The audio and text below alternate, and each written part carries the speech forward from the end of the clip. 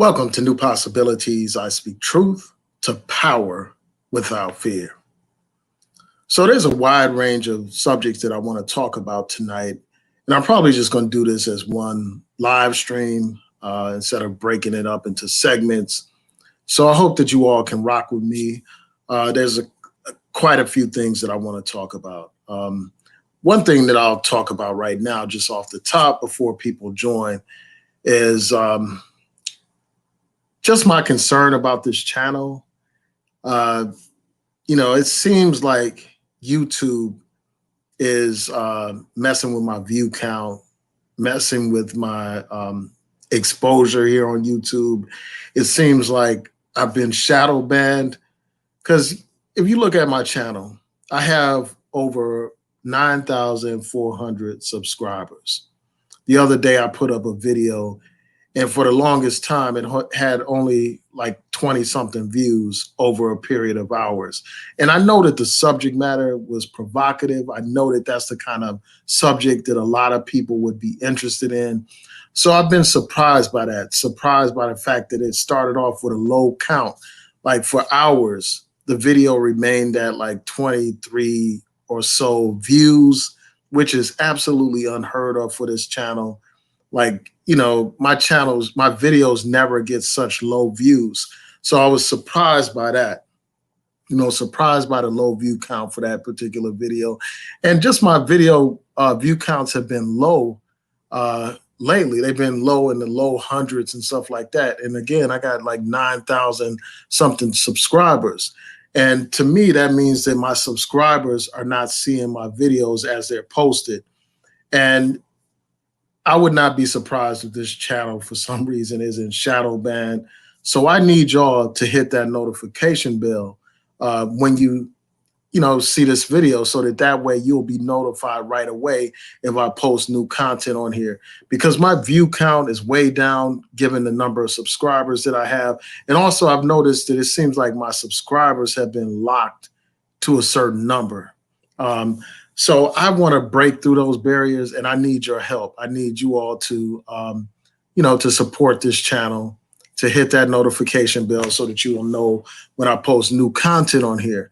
So tonight is going to be a free-flowing type of discussion. I'm going to talk about a lot of different things. There's a lot of topics I want to talk about, but that's the one thing that I wanted to start off talking about. It's just, the disappointing view count. And right now, there's only a few people watching live right now. I don't know if it has something to do with the software that I'm using. Maybe people aren't being notified, but the counts are just ridiculously low. Peace and blessings to Bonafide 1970. Thanks for tuning in. So I'm just like shocked by the low view count.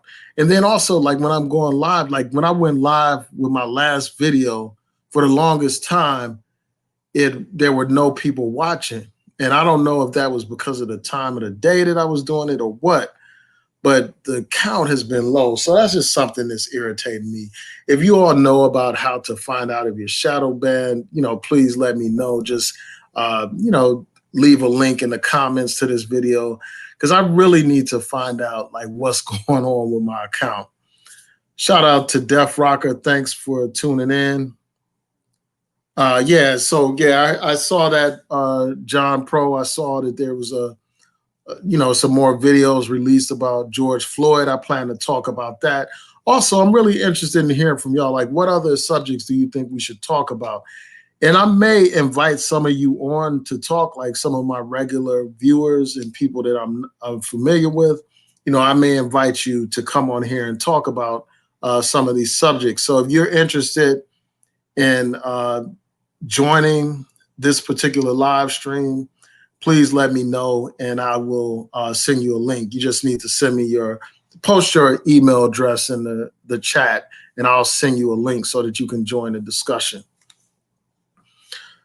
So that's enough about that particular subject. I just found it to be irritating. I was just like, what's going on with my channel? And I want to hear from you. Like when I post videos, I assume that the people that are tuning in now actually receive those notices, or you actually see my video in your list of videos to watch, your subscribed videos to watch. So just let me know if you're having problems seeing my videos, if you're not getting notice of my videos. I want to know about that because I need to find out what's going on with my channel. Because it's just ridiculous. So yeah, I'm not going to dwell on that too long. I just had to address that. That was something on my mind. So let's go to this video. I'm not going to play the video. Actually, let me see. Let me pull up the video. There's a couple of videos that I want to show y'all tonight. But I may just show the link for some of these videos. Just bear with me a second.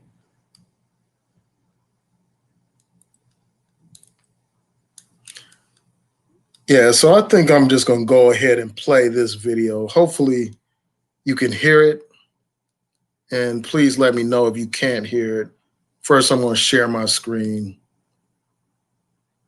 Okay, I see that Sarah said that she gets notices. That's good. All right.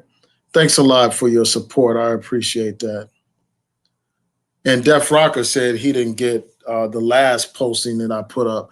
Yeah, I don't know what that's about because I noticed that you asked for me to comment on something that I actually did a video on already. So I was surprised by that. So I'm going to start off by sharing my screen. I'm going to show this video. You may not be able to hear it. I've had problems with the audio on here when I share these videos, but I'm going to play it anyway. Hopefully you all can see and hear it. But it's a video that was released today of George Floyd being arrested by these police.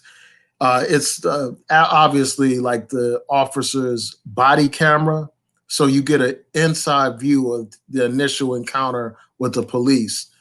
So I want to play this, and then I want to hear from you all. What do you all think about this particular video? Does it shed any new light on this issue? And also, I'm going to share some of my thoughts about it. So let me play the video now.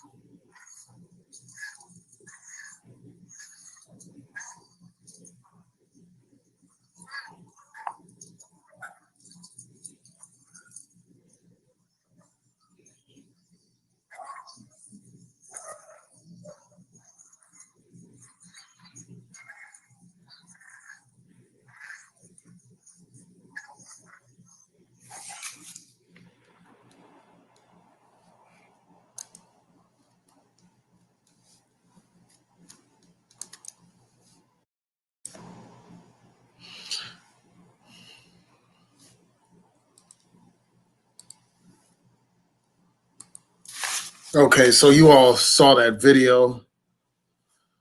I don't know if you were able to hear. I know I've done these videos before and people can't hear. Um, but I just want to share my thoughts about that. That was something that I saw on my timeline today when I was on Facebook. And it's really disturbing. I mean, there are a couple of things that I have to say about it, and I'm going to get to your comments in a second. But quite a few things come to mind. I mean, one thing that I kept thinking about throughout this whole interaction with the police is just, I mean, it's real simple. Like, I just wondered, like, why he didn't just cooperate with these police. You know, he probably would be alive today if he cooperated with the police. And I'm not blaming him for what happened. I think that regardless of, his conduct, the police were wrong, dead. They were just straight up wrong. What they did was inexcusable. There was no excuse for that officer to have his knee on his brother's neck for over 8 minutes, to the point where this brother couldn't breathe and he repeated over and over, "I can't breathe." And that cop just kept his knee on his brother's neck. That's inexcusable. So I'm not trying to justify what this officer did. This officer deserves everything that he's going to get. I hope that he is convicted for killing this brother and the other officers that were there that participated in this homicide. They need to be held accountable. I'm glad that they have been charged. But when I look at this incident, I just think about how things could have turned out differently if he simply cooperated with the police. They tried to get him out of the car, and he eventually got out of the car. They handcuffed him. They said he was resisting being handcuffed, and you could tell that he was resisting a little bit, but it wasn't to such a degree that it required him to be restrained and all that kind of stuff. Also, they tried to put him in the police car, and he said that he was claustrophobic, and he also mentioned that he suffers from anxiety. And I just had a question about that. Like, if you suffer from anxiety for being in a car, like, you didn't have that same anxiety when you were behind the wheel in your own car, because remember, that's how the police stopped him. He was in his car and the police approached his window and all that kind of stuff when they first confronted him. So I'm like, if you're not claustrophobic in your own car, how are you claustrophobic in this police car? And I just wonder if he was under the influence of any drug. Like, they mentioned that during the confrontation. And if I'm not mistaken, there may be some autopsy report that said something about drugs in his system. Let me just check that before I comment on it further. Just bear with me a second. So I'm going to look up his autopsy because his behavior just seemed erratic. And again, I'm just being perfectly clear, so no one gets anything misconstrued. I'm not justifying anything that these police did, because even if he was high, he didn't deserve to die. Even if he was non-cooperative, he didn't deserve what happened to him. So let me just pull up this autopsy report. Just bear with me a second, because I just want to verify what they said, what they found. Because I know I discussed this before.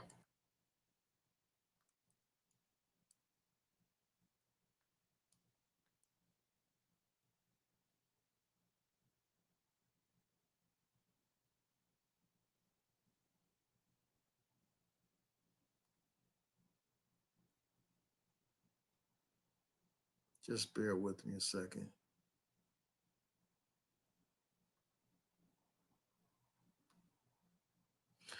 Yeah, so it does say some things. So this report, the autopsy report from the county medical examiner's office, let me just share this with you all so you can see what I'm reading from. Just bear with me a second.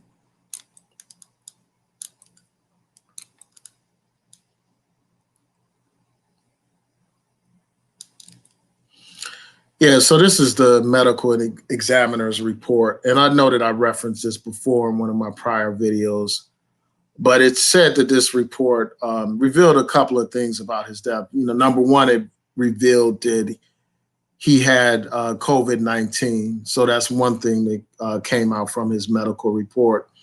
Also, it said the cause of death was due to law enforcement restraint and neck compression. And it says that he had a coronary type of arrest. Like, I guess that deals with heart attack type of issues. He suffered from asphyxiation from sustained pressure. And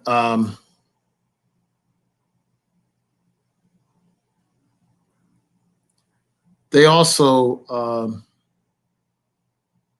noted that in addition to testing positive for coronavirus,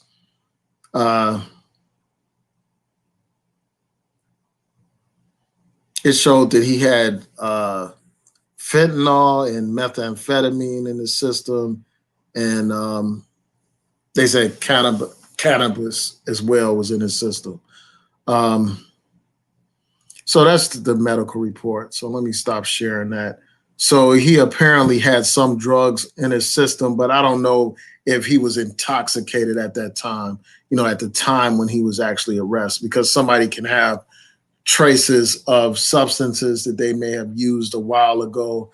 That doesn't mean that they were under influence, but I just thought his behavior was somewhat erratic, as they said in the tape, because like repeatedly he was basically crying and begging and stuff like that. And it seemed like he knew that he was going to die.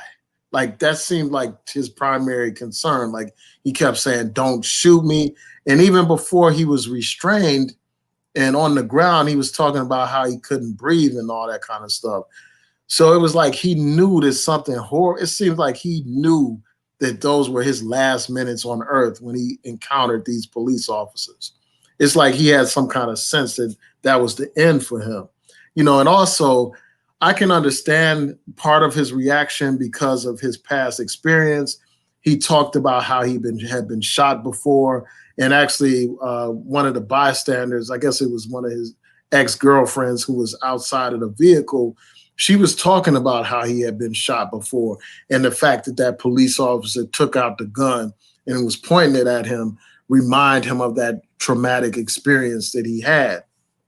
So, man, it was just a tragedy, man. Just hearing this grown man like plead over and over again for his life and all that kind of stuff, screaming out he can't breathe. I mean, it's just an outrageous situation. And, really it should be, part of this should be a cautionary tale for us. Like when we encounter these police, we should not try to like argue with these police or resist these police or run from the police or any of that kind of stuff. Because what happens is they use that as a convenient excuse to use force and to use deadly force a lot of times. So we don't want to give them any kind of excuse. It's better to leave alive and be able to file a complaint than to leave the scene in a body bag where your loved ones are, their life is shattered forever because of that loss. And it's just a messed up situation. I mean, regardless, again, I can't emphasize it enough. That brother didn't deserve to die. Regardless of the things that I mentioned, the brother didn't deserve to die, and those police need to be held accountable. So yeah, I just had to share that with you all. That was one thing that I had to talk about. Yeah, so Sarah said the audio was bad. Yeah, for whatever reason, I don't know why, like when I do videos on here, when I share videos, the audio is bad, but I gave you a gist of what the conversation was. And what I'll do is I'll post a link in the description box so that you all can watch it for yourself and you can actually hear the audio for yourself. So I apologize for that.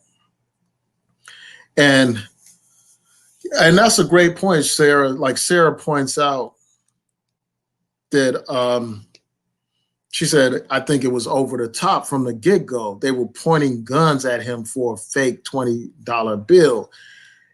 Yeah, I mean, that's absolutely right. Because, I mean, here you have somebody that, assuming that these allegations are true, he used a fake $20 bill. That is not some deadly offense. That is not some violent crime that has been committed. There's no indication that this man poses any kind of threat to anyone. But yet the police officers run up on him and actually pull out a gun on him over this. This officer actually pointed a gun at this brother, had the gun pointed at his face and everything. So, I mean, it was definitely an overreaction. I mean, there's no way that somebody should go from, a basic charge of using a fake $20 bill to ended up being dead. And we see this all the time. Like a lot of times, it's the most minor of things that people are stopped for and harassed for. The most minor things. Like you have somebody, for instance, have it with a broken tail light. Like in the case of Walter Scott, the brother's tail light was broken. And because of that, the police stopped him and he ran from the police officer. The police officer proceeded to shoot that brother in the back multiple times and then tried to stage the incident to make it seem like he was resisting arrest or he had a gun or something like that. And it's just crazy for some minor violation like that to lead to somebody being dead, being shot multiple times. And we've seen this before, like with Eric Garner. That brother was accused of selling illegal cigarettes, something that's so minor in the big scheme of things, something that's so insignificant in the scheme of things. But yet that warranted a police officer to proceed to choke this brother to death live on camera. It's always something minor. Then we had a case of Sam Dubose. The brother had some minor issue with his car or whatever. And because of that, the police officer was trying to arrest him and ended up shooting this brother dead live on camera. Because a lot of these police had these body cameras. And from what I recall, that officer was not convicted. The officer that choked Eric Garner was not convicted. And here we had this situation where this brother is being stopped over some fake $20 bill and he ends up being killed. You got to tell me, you can't tell me that a black man's life isn't worth $20. It's just worth $20, or a black man's life is worth some cigarettes, some loose cigarettes, or a broken tail light or something like that. It's always something very trivial, always something ridiculous. So yeah, I definitely agree with that point. Yeah, so that's a good point that you raised about him being freaked out about back to jail. Because from what I understand, he had a record and he had gotten out of jail and he had been out for a while. And I'm sure just the thought of being locked up again and being deprived of your freedom, that was enough to make him, panic, to be afraid and stuff like that. And it's the same situation with Rashard Brooks, that brother that was stopped near Atlanta or whatever, stopped. And, the police were asking him questions and all that kind of stuff. He had a criminal record. And he probably feared going to jail. And that's why he ran from the police and why he resisted arrest. So, yeah, I think that is there is something to that. So Bonafide said that the mainstream media isn't covering this video. Yeah, and I've watched CNN a little bit today. I haven't watched it like I usually do. So I'm going to have to check on that, but I wouldn't be surprised. They cover these stories for a moment. While the story is hot, they'll cover it, and then they'll just forget all about it. So I wouldn't be surprised if it's not receiving that much coverage.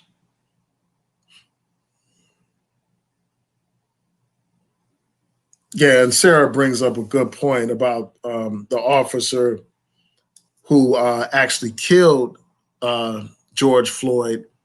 That officer had a business relationship with George Floyd. They worked at the same club. And I remember seeing those articles about that particular issue before. So, yeah, that's a significant point. Yeah, so, and I see that another person raised that issue as well.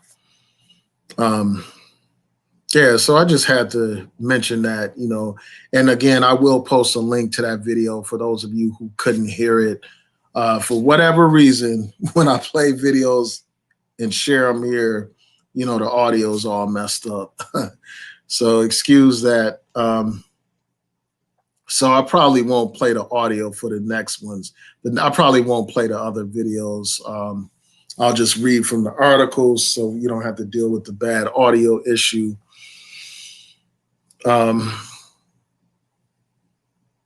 yeah, so I think what I want to do is let's see. There are a couple of stories that I want to talk about. I'll talk about this Colin Kaepernick story real quick and hear your thoughts on this as well. So I'm going to talk about that, and then there's a couple of other stories that I want to talk about tonight as well. So let me share my screen for this one.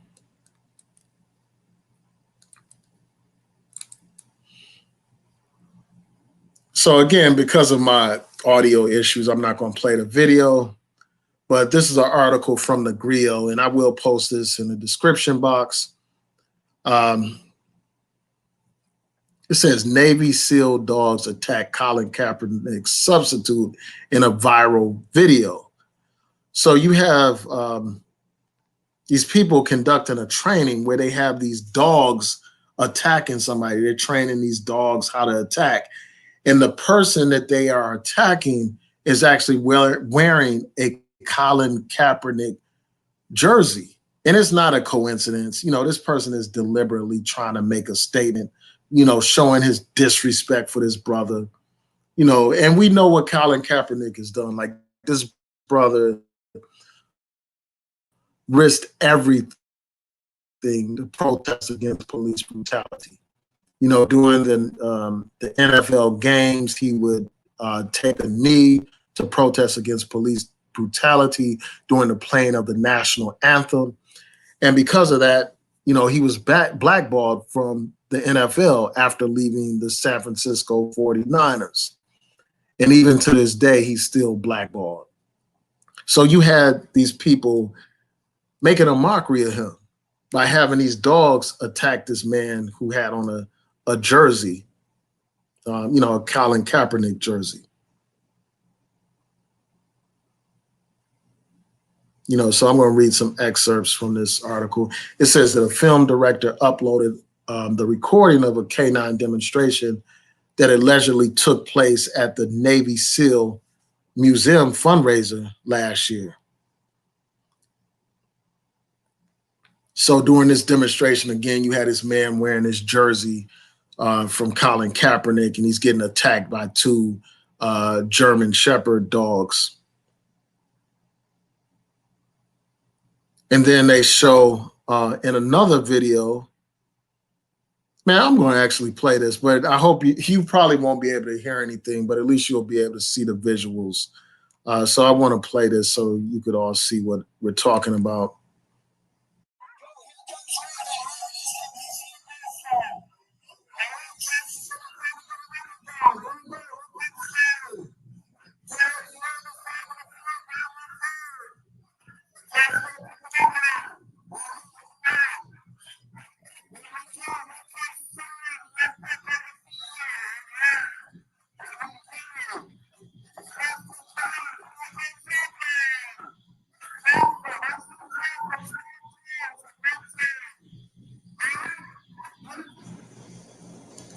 So you had that first video, and then they show another video. It says another video showing the dogs taking Colin Kaepernick down for not standing during the national anthem. So I'm going to play that video.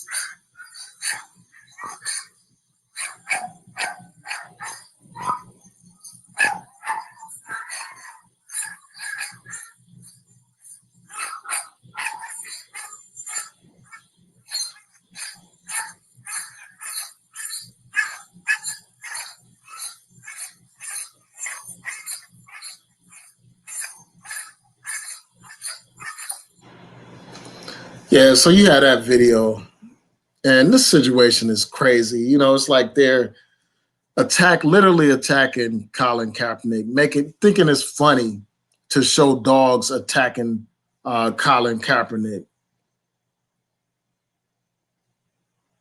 And it says that many Twitter users found it particularly disturbing that um, uninformed American service personnel were visible during the incident.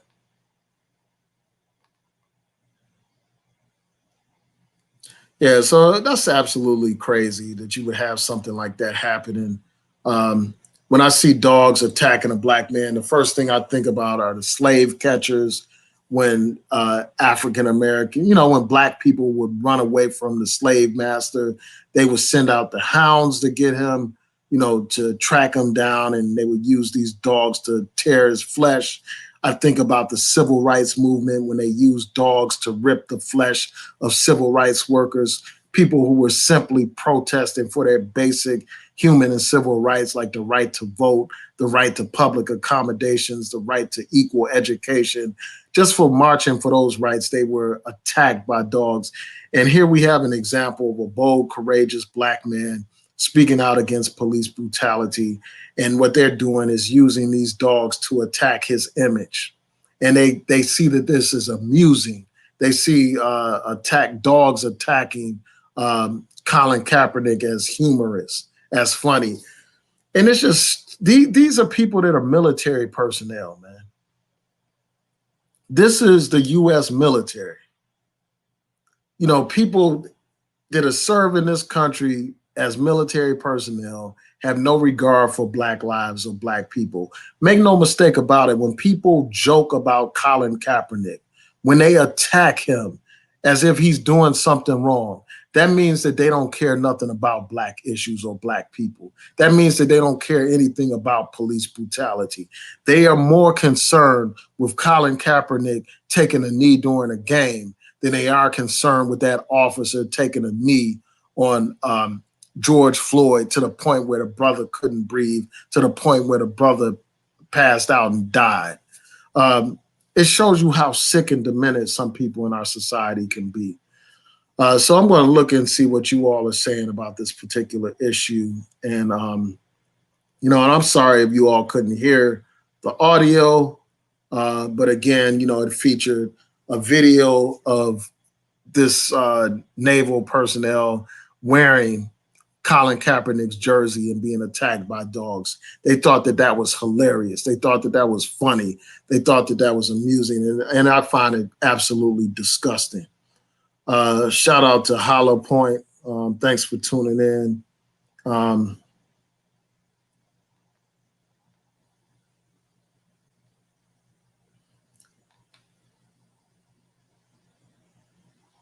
Yeah, it's just crazy what's going on.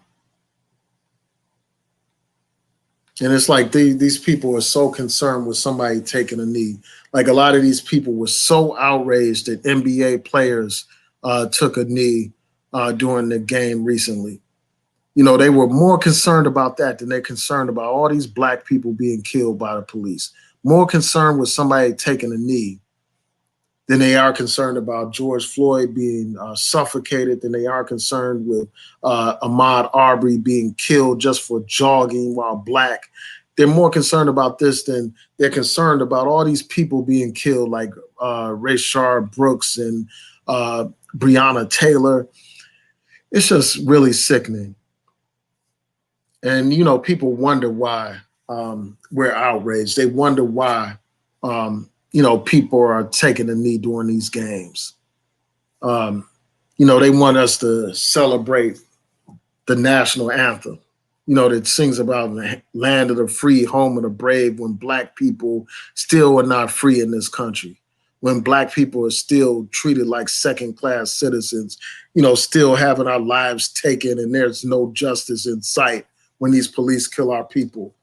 But they want us to celebrate their national anthem. So yeah, I just had to mention that particular issue. And there's another issue that there's a couple of other stories that I want to talk about. And then I also want to open the discussion for questions. Like I want to know like what y'all thought about a particular film. So just bear with me a second. So I'm going to share my screen so that you all can see this other article.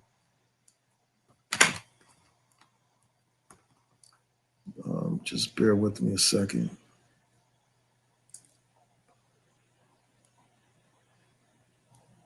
Can you all hear me okay?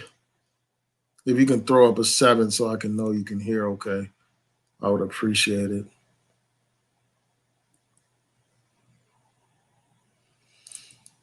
So here's another article, and for this one, I'm not going to play the video because I know that there's probably audio issues, but I'm just going to read from this article, and this is from Media Matters. It's about this person who warned Black athletes against calling for diversity because Black people tend to be athletically inclined to be good at basketball. So this person said, you know, one of these guys tweeted out the other day, I can't remember which one of the coolest fools from the NBA tweeted this out. He said, diversity is our strength. And I said, man, that's a bad argument for the NBA. The NBA is not very diverse.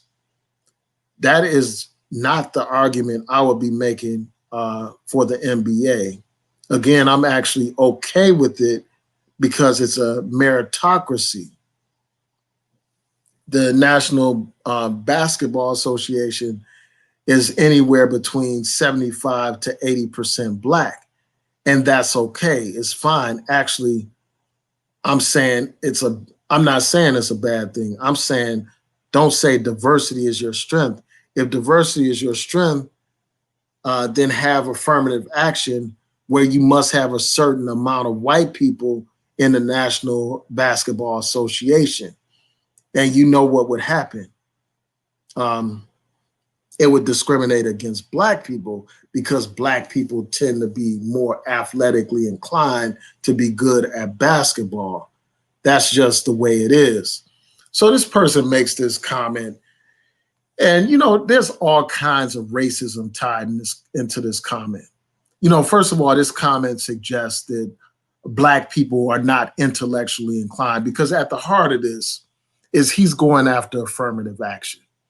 And we see affirmative action primarily in the college context in terms of being used to promote diversity at colleges. And he's basically suggesting that Black people are athletic, but Black people are not intellectual or not intelligent or academic. And he's basically trying to say, well, if you want diversity, you need to open up the NBA to all these people and have like a system where you have to let in a certain number of white people to the NBA.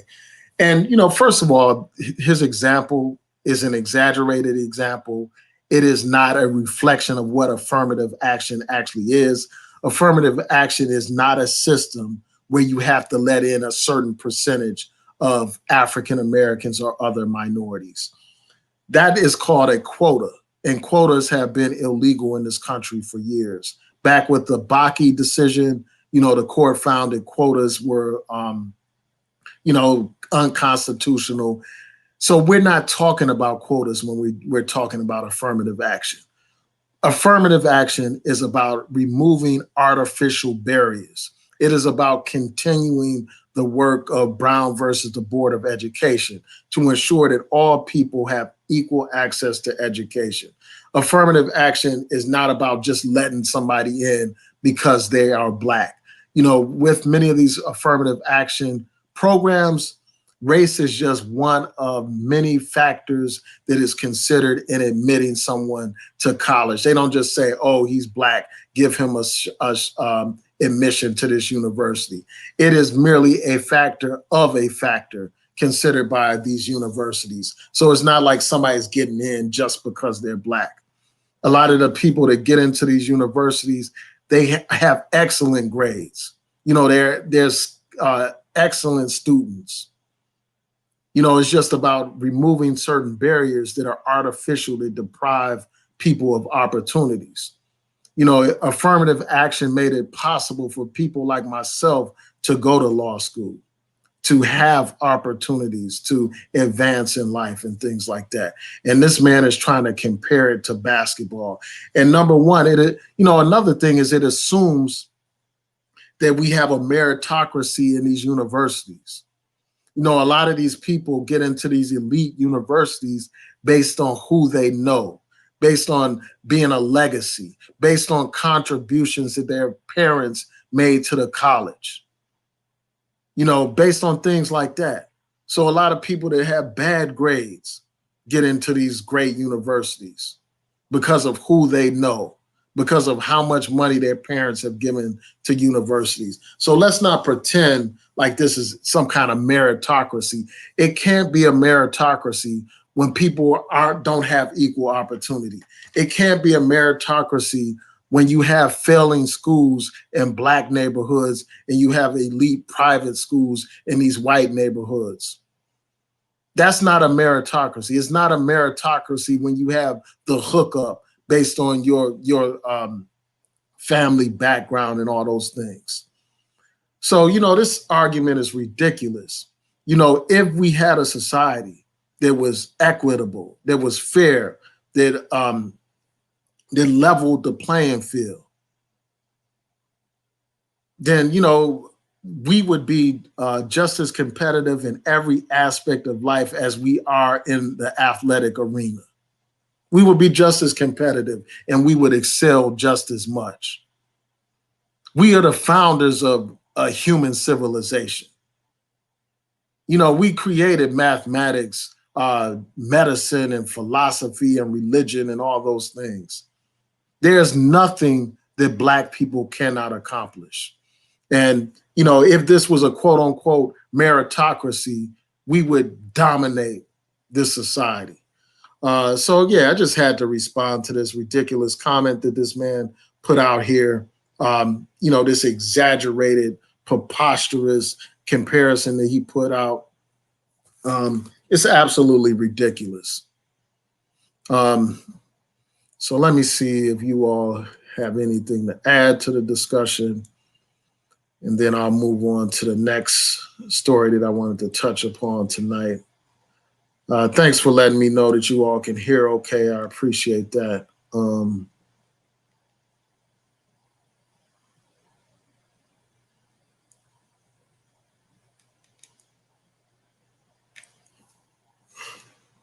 Yeah, and that's a valid point. They do have to have a certain grade point average anyway to play basketball.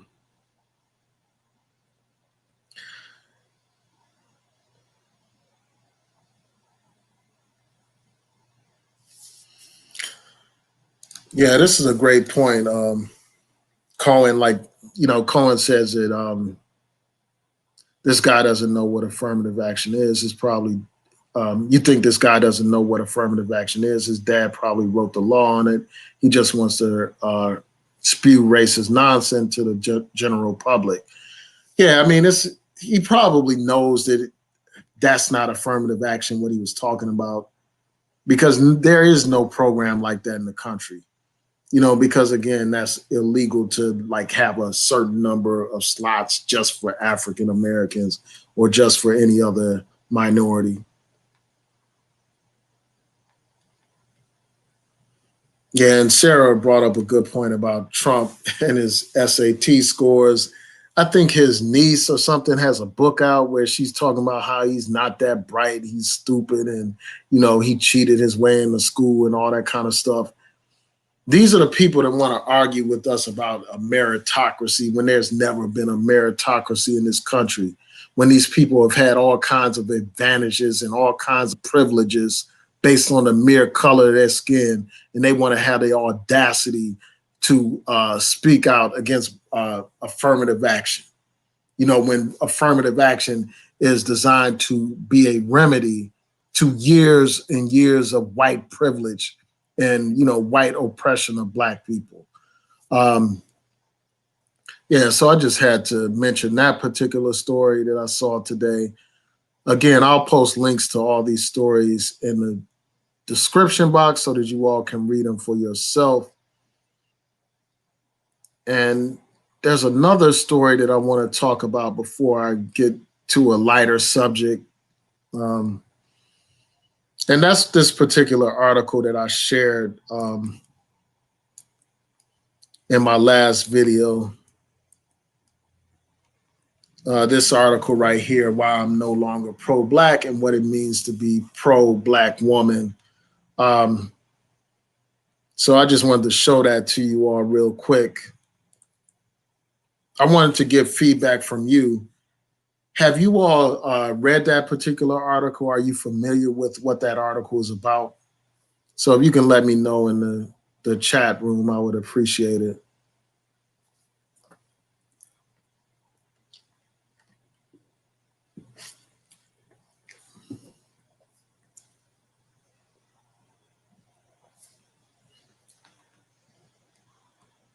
Are you all familiar, again, with that article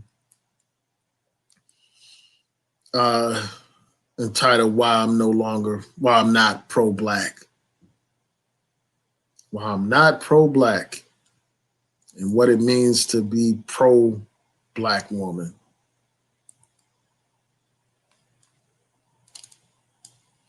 So I just want to tell you a little bit about the article. I'm not going to go through it like I did in the last video, but basically it's this woman saying that she's not going to be pro-Black anymore because the concerns of Black women are not being addressed by the Black community.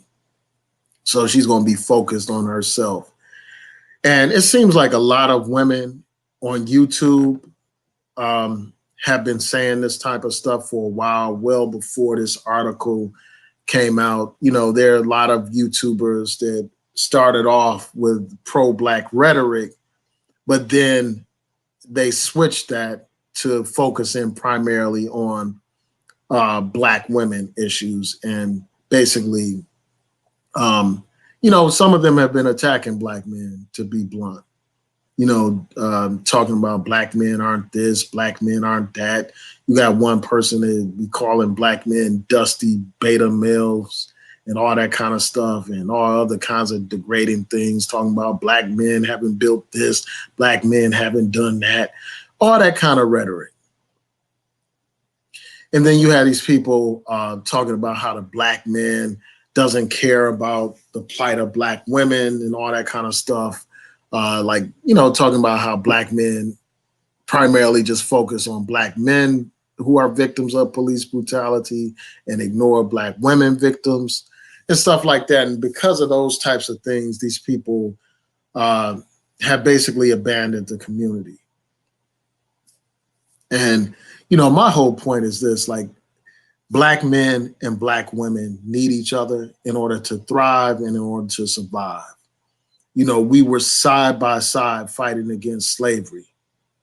You know, we had Nat Turner, we had Harriet Tubman, you know, Frederick Douglass. We were side by side in that fight, side by side in the civil rights movement, side by side facing the police dogs, facing the fire hoses, facing jail time, facing the Klan, facing all kinds of adversity, facing protesters, like when Black people would have those nonviolent sit-ins at lunch counters. We faced those racist people there who would attack Black people for doing those basic things and fighting for those basic rights. We faced all those things together. During the Black Power movement, where people were protesting against the Vietnam War, we were side by side. But now you have people dividing and conquering the Black community by pitting Black men and Black women against each other. Where you have, you know, some men here on YouTube who devote all their time and energy to bashing Black women. You have these Black men who dedicate all their time and energy to attacking a Black woman. You know, in light of the killing of George Floyd, Ahmaud Arbery, you know, Breonna Taylor, They have nothing to say about that, but they want to attack the black woman. And that shows you how pathetic some of these guys are. And then you have some of these women who want to say, well, black women shouldn't be marching, shouldn't be protesting, shouldn't be marching for George Floyd or any other black man, saying stuff like that. So it's like you had this dysfunctional community here online where black people are tearing each other down and destroying each other. When the black men and women are fighting with each other, they can't build together. They can't solve their common problems together. And, a lot of these people that are so pro-black woman and all that kind of stuff, they are so pro-woman and stuff like that, that they have become so self-centered and so selfish in their perspective. Imagine if, these great leaders in our community were all fixated on self-care, all concerned with just themselves or just the interests of men or just the interests of women. We would never be anywhere as a society. We wouldn't have the basic things that we enjoy today if a Rosa Parks said, well, hey, I'm all about self-care. I'm only going to be concerned with what's important to me as an individual, what's important to me as a woman, not being concerned at all about the plight of the community. That kind of go it alone attitude, that individualistic attitude, undermines the strength and vitality of our community. As individuals, we don't have much power, but when we unite as a community and work together, we have a lot of power. And that's what a lot of these people can't see. They are solely concerned with their own self-interest. Some of them have found out that it's more profitable to bash black men than it is to talk about these very important issues in the community. They have realized, like some of these men, that they can get more views and subscribers and all that stuff by bashing and tearing down their black woman. It's like they understand that dysfunctionality is profitable here on YouTube, even though it's highly detrimental to our community. But yeah, I just had to talk about that.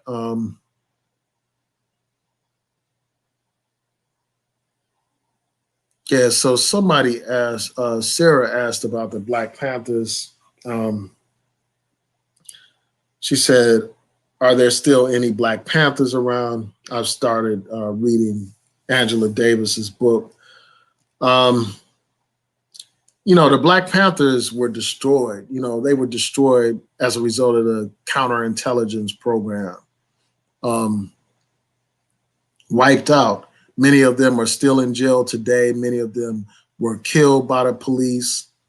The Black Panthers have been effectively neutralized. Now you have a group called the New Black Panther Party that emerged, well after the original Black Panther Party.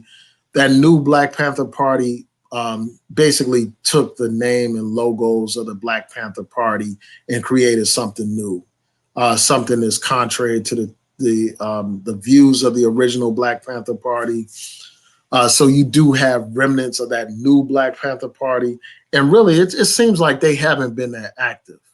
Right now you have this other organization called the Not Fucking Around Coalition, that's taking a lot of the imagery of the Black Panthers, like wearing all black and carrying firearms and stuff like that.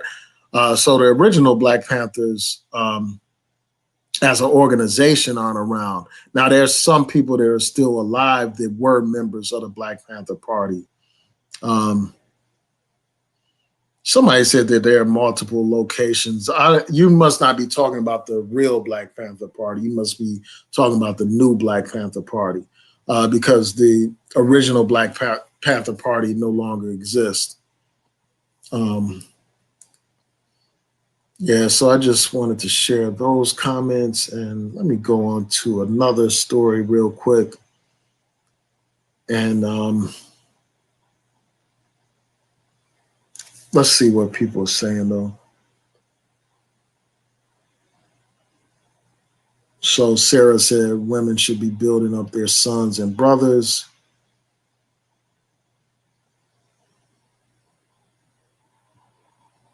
Yeah. Yeah, so I'm really curious. Like, I know that a lot of people said that they haven't read that article, but I wonder what you all think about those women who have, some of them said that they're basically leaving the black community. They refer to the black community as Blackistan and all that kind of stuff. It's called black women going their own way, and then you had these men going their own way and all that kind of stuff. And you have a whole cottage industry of people that profit off of this dysfunction. You got like these women out here with these YouTube channels encouraging women to quote unquote swirl and abandon the black community and all that kind of stuff. You got these women that's just like animated with hatred, like hatred against the black man. And then you got on the other side, black men with the same kind of animosity. Um,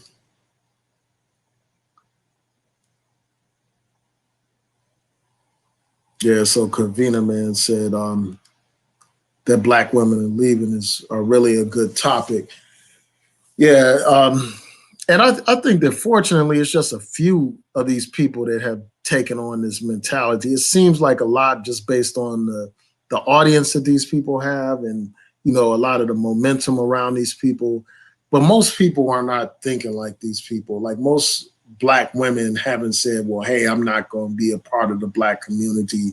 I'm not going to be involved in these protests. Because as we can see from a lot of the imagery, black women are at the forefront of many of these protests that we see around the country around the issue of police brutality. So clearly they're not listening to these talking heads and these people that write these articles. They are still engaged and involved in our community. And I hope that it remains that way. We just need more brothers to be engaged as well, even though we do have plenty of brothers, but we need more to be engaged in the movement. Yeah, so this brother made an interesting point. He said they want attention and that they are not getting all of what they want. It's like a tantrum. Yeah, I think that that's valid because a lot of these people, by saying these kind of controversial things, they know that a lot of people are going to check them out, and it's going to bring a lot of attention to them. And by me doing videos like this gives them the attention that they seek.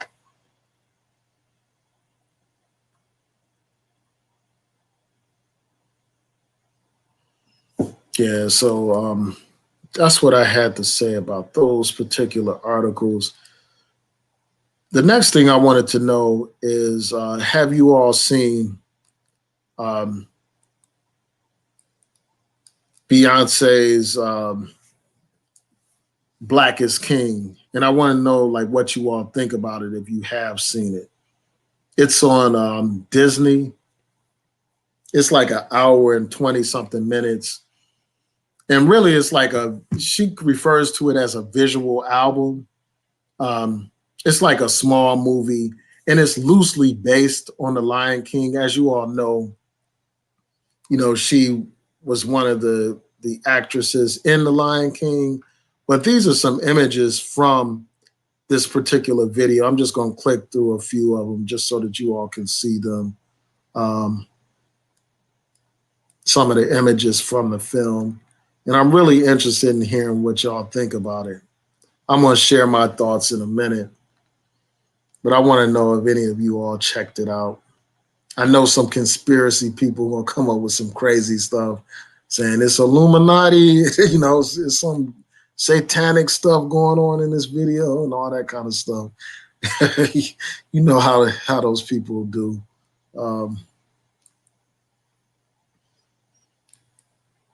But yeah, now I'm not a Beyonce fan. Like I've never bought any of Beyonce's music. Like I don't, as an artist, like I'm not a fan of her music. Like I've never bought her music, and like I probably had like one or two of her songs on one of my playlists, but I don't play her music. I hardly ever play her music, and it's not that she's it's not like she's a bad musician. Obviously, she's a great singer and great entertainer and stuff like that.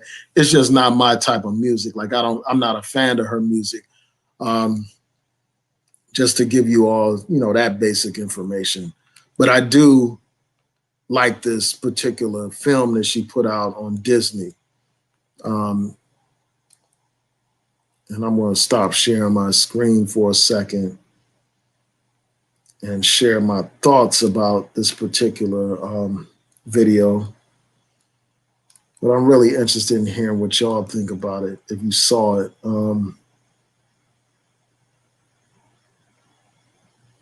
Yeah, so that would be that's the last thing I wanted to talk about.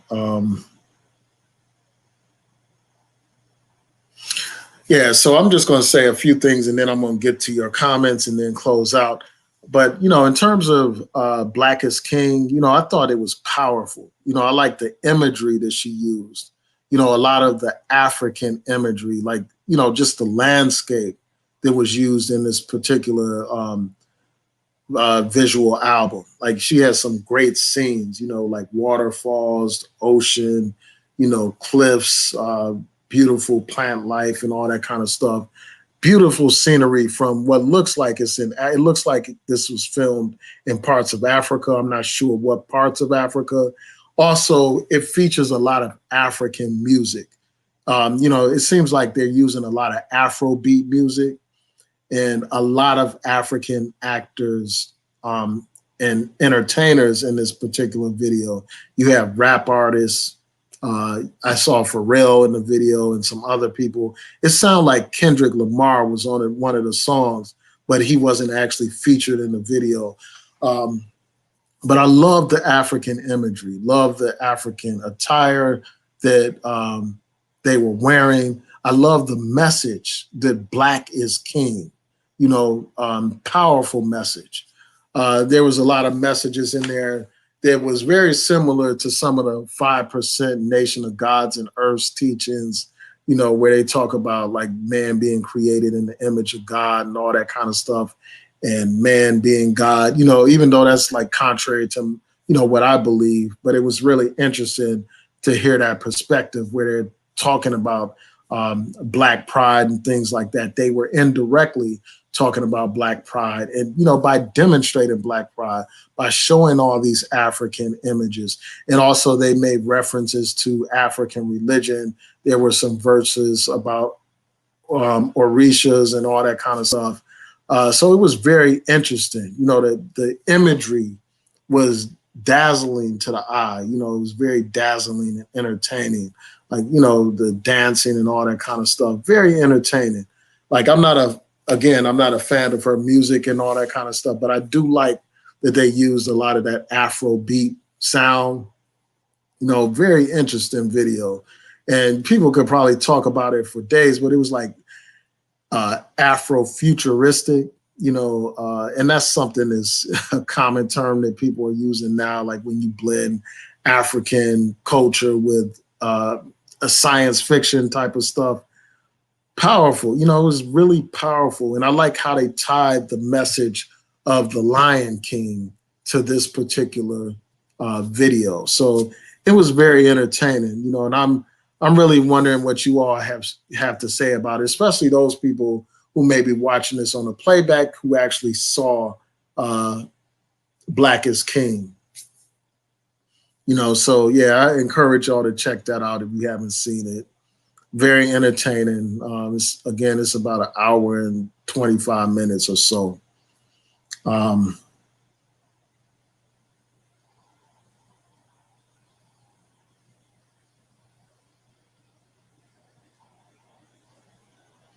So you didn't like Lion King? Lane, you said you didn't like Lion King? I like the Lion King. Like, yeah, I showed it to, like, I was playing it for my daughter, my younger daughter, the Lion King, the new Lion King with Beyonce and all that kind of stuff. And I guess since she had seen it before, she wasn't all that impressed. But I like the new Lion King. Like I finally saw it after, relatively recently, about a month or so ago. And I was impressed with the Lion King, with the new version of the Lion King. And I like how they really took this whole Lion King story to a whole nother level and made that deal with Black people and, our heritage. It was a lot of stuff in there about honoring the ancestors. I appreciated that message in there. A lot of positive stuff in there. So yeah, I'm really interested in hearing what y'all think about it. So you didn't like how she incorporated it. Why didn't you like how she incorporated it, Elaine? Like, what was wrong with how she used the Lion King in the film? Yeah, so somebody asked if I have kids. Yeah, I have two daughters. Yeah, I have two daughters.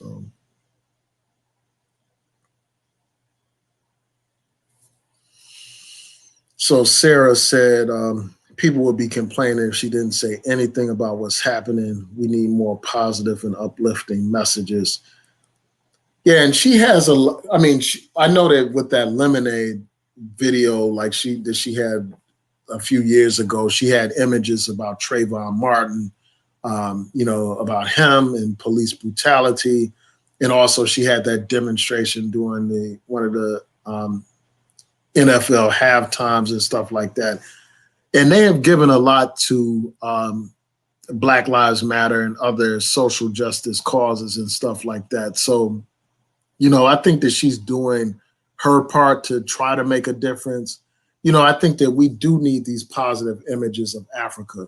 And one of the things that this particular visual album reminded me of was Black Panther.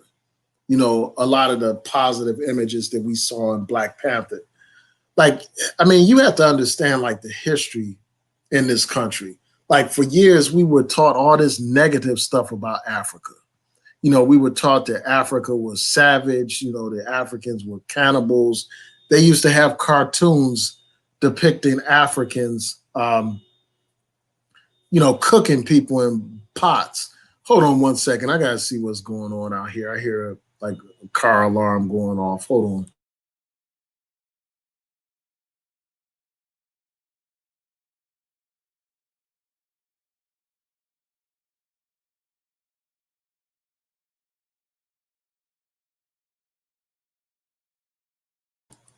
Sorry about that. So, they used to have all these savage images of Africans and stuff like that. Nothing proud. No kind of positive images of Africans. We had things like Tarzan. Little Black Sambo and all this kind of stuff, teaching us to hate being Black and hate ourselves and hate where we come from. We had history books, in the words of Farrakhan, where they used to write us out of history. So all this time, we were taught that Black was ugly and stuff like that. Back in the day, people used to fight somebody over calling them Black.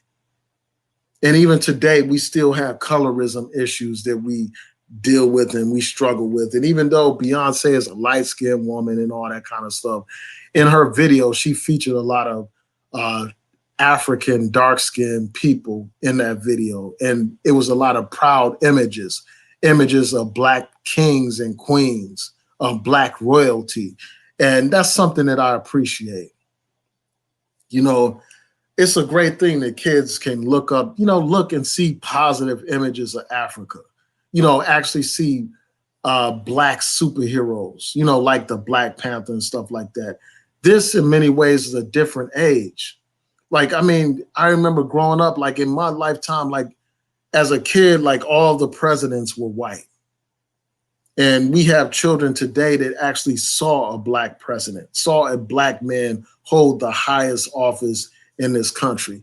Those are positive images that will have a positive impact on our young people. So, I really appreciate that Beyonce would do something like this, promoting Black pride, promoting African pride, because even these quote unquote conscious people, many of them are ashamed of being African. Some of these people go so far as to say that they're from a whole nother planet before they will call themselves African. They will call themselves Asian. They will call themselves a Hebrew or Moroccan or Arab or anything other than Black, because they have still been programmed to hate being Black. And a lot of these people have derogatory things to say about African people. about the continent of Africa. And I'm sure a lot of these people, these are the same people that were complaining about the Black Panther film before it even came out. They saw that little 2-minute trailer and they were bashing it because a lot of us have just been programmed to hate being Black, to hate being African in particular. And so it's great to see some kind of positive images of Africa. And I know people are going to say, well, have all this stuff to say about Beyonce and weaves and all that kind of stuff. And I know that there's some validity to the whole thing about like how if you're proud of your culture, why not wear your natural hair and all that kind of stuff. But I think that she still, despite that, the personal thing, she still was able to promote a lot of positive images of African people. And we just need to commend people when they do right instead of being so quick to criticize people all the time. So let's see what else people are saying. Yeah, so Elaine said that she liked all the dark-skinned people and the positive images.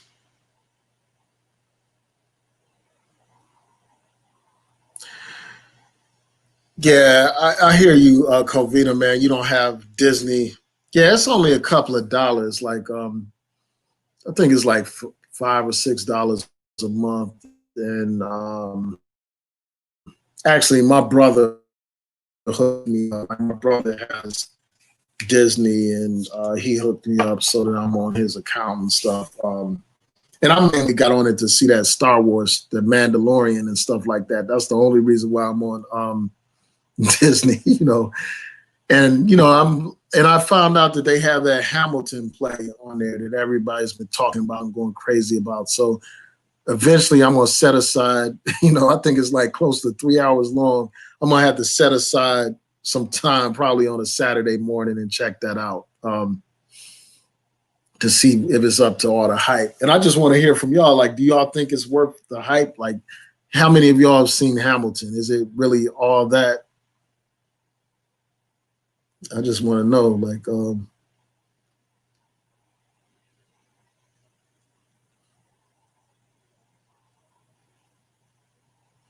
oh yeah, and Elaine mentioned that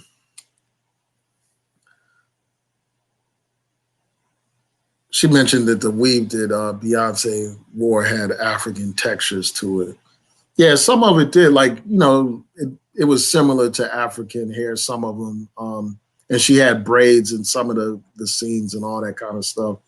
So yeah, I can respect that. Like I respect, I just respect a lot of the positive images. Yeah, so you're right. Like I was saying, Def Rocker, they will say that and I don't have any problem with people, his Hebrew Israelites, but I do have a problem when you have a problem identifying with Africa, when people make these derogatory statements about Africa. And you had this from some Hebrew Israelites. You had some people in the Nation of Islam making derogatory comments about Africa and all that kind of stuff. And I just think that that's messed up, that you had the quote unquote conscious people making these kind of comments about Africa. When Africa is us, Africa runs through our blood. That's where we come from. That's who we are, whether we like it or not.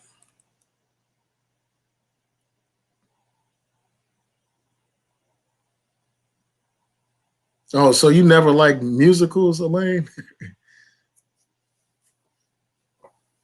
Yeah, I'm not too crazy about it, but I've seen some great musicals before. Like, that's not my natural thing. Like, if I'm going to watch a movie or something, I hardly ever watch a musical, but there are some musicals that I really like. I mean, we all are familiar with The Wiz. That's a musical, a great musical at that. Oh, so Sarah said Hamilton is worth it. Yeah, so I got to check that out. Definitely got to check that out. Um, yeah, so I want to thank you all for tuning in. I appreciate y'all watching. Um, I'm going to be doing these videos more regularly now that I have a little bit more free time. for now. I'm probably going to be involved in a lot of community activities, so that will consume my time. And then also, I'm working on an art exhibit. Um, but while I have the free time, I'm going to, be on here regularly talking about the issues of the day. So for the people that are watching this now, like, what issues? I have a little bit of time. I'm going to probably go to no later than 12 o'clock. So there's some issues that you all want me to talk about now that I haven't talked about. You can let me know in the comment section. And for people watching on a playback, the playback of this video, tell me what kind of videos you want to see me do later on this week. I'm really interested in hearing your thoughts, like what kind of things you think I should be talking about.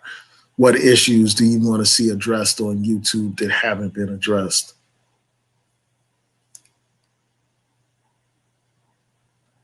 So let me see if there are any comments that I missed real quick.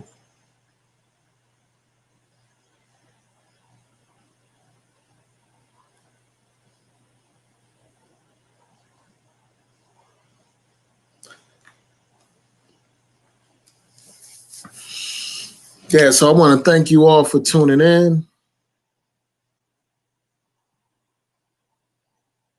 Yeah, so Covina man said the Black family is an important topic in the upcoming election. And Elaine said, I like book reviews.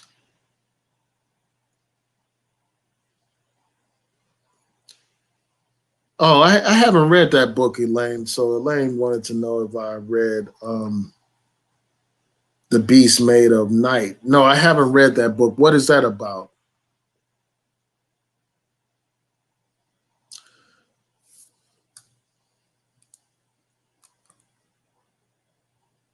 Yeah, Dr. York said some crazy things, man. Crazy stuff. Yeah, and I just remember back in the day. At first, Dr. York was, what were they called? They went through so many different changes. At first, they were Muslims, then they were Hebrews, then they on that space stuff and Aboriginal nonsense. That guy is just a cult leader. I mean, he's locked up for abusing children, sexually abusing kids, and swindling people. I'm not going to even mention anymore his name, And it's just a shame. It's just something else, like these modern day con men that you see here on YouTube and elsewhere. A lot of them follow the teachings of Dr. York, and they use the same kind of hustle as Dr. York. Yeah, but I'm glad you brought up the book review, Elaine. I have a book club that I'm a part of. It's called Reading as Activism. And we meet on the last Saturdays of every month. And because of COVID-19, many of our meetings are online. So you can meet with us anytime. Like, you all can join our discussions wherever you are around the country or even the world. If you're interested, I encourage you to like our Facebook page, Reading as Activism. And that way you'll receive the invites to our meetings. Our next book is going to be a book about Zora Neale Hurston and Langston Hughes and their friendship and their fallout and all that kind of stuff. So that's an interesting book for people that are into literary works and stuff. And we usually read nonfiction. I mean, not nonfiction. We usually read novels and stuff like that. Written by Black authors throughout the diaspora. So I encourage people that are into reading and into discussing great books to join our book club, Reading as Activism. You can find that page on Facebook. Oh, so you said that book is an adventure book that takes place in Nigeria. Yeah, that's just like the book that I reviewed that took place in Nigeria as well. So I got to check that one out.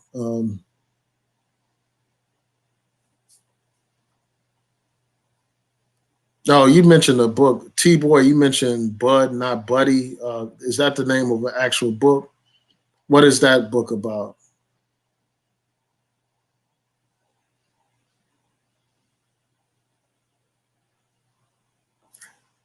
And Sarah, I'm not familiar with the particular speech that you're talking about. So if you have a link, you can post it in the comments to this video after it uploads. I would be interested in checking that out.